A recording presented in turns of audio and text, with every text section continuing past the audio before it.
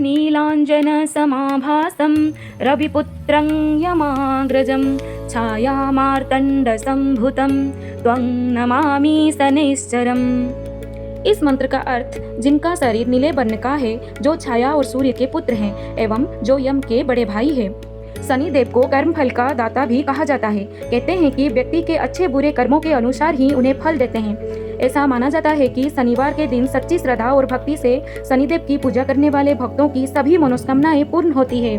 वैसे जो भारत भर में शनिदेव के कई पीठ है, किंतु 3 ही प्राचीन और चमत्कारिक पीठ है जिनका बहुत महत्व है।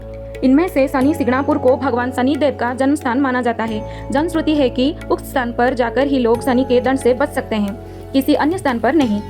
सिगणापुर गांव में शनिदेव का अद्भुत चमत्कार है। इस गांव के बारे में कहा जाता है कि यहाँ रहने वाले लोग अपने घरों में ताला नहीं लगाते हैं और आज तक के इतिहास में यहाँ किसी ने चोरी नहीं की है।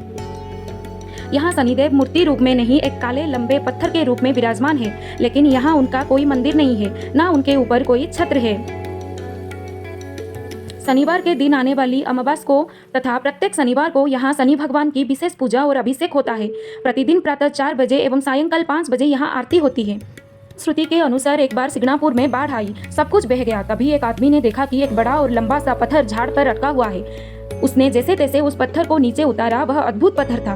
उसने उस पत्थर को तोड़ने का प्रयास किया तो उसमें से खून निकलने लगा।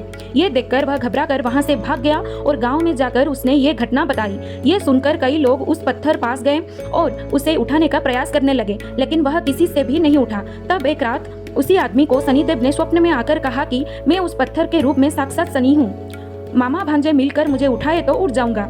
ये स्वप्न उस आदमी ने गांव वालों को सुनाया।